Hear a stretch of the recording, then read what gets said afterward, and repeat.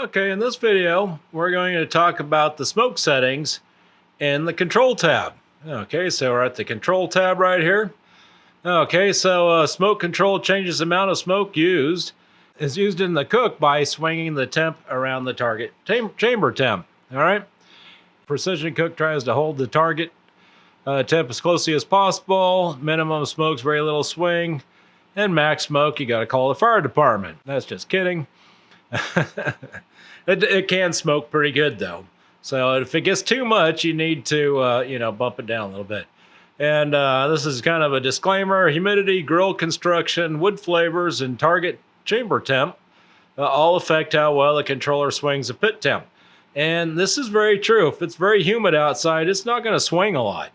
Okay, because it takes a lot to heat and cool humid air. All right. The grill construction, if you have an insulated grill, it's not going to swing a lot. Insulated grills tend to hold temperature very well. All right, wood flavors. I have noticed differences between maple, hickory, and oak. Maple being the biggest one, I was kind of surprised. And target chamber temp.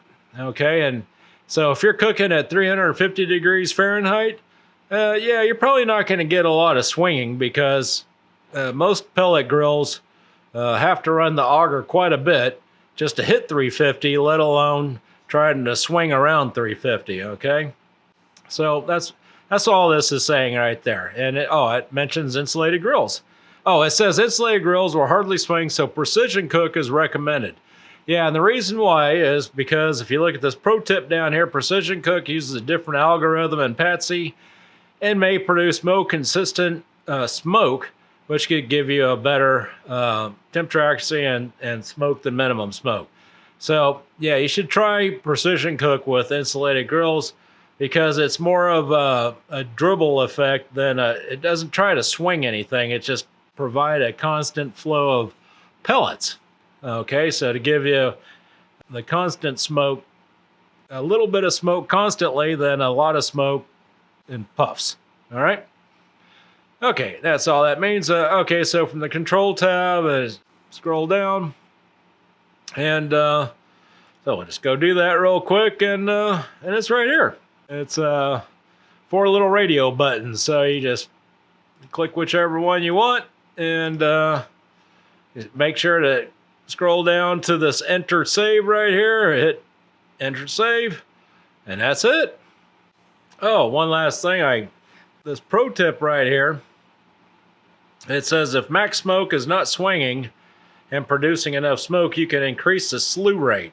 In other words, if is exactly what it's saying. What it's saying is if it's not swinging the temperature and you already have it on max, then you can change the slew rate, which is in the config tab.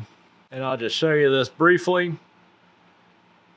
It's right here, and you can step on the gas a little bit. And what this will do, this adds more fuel to reach the temperature faster. You can step on the gas a bit, and that'll help getting it to swing. And so that's all that's just saying right there. Don't forget, you can support the Muxall Open IoT channel by donation using a credit card and PayPal, or by purchasing products at the Muxall store.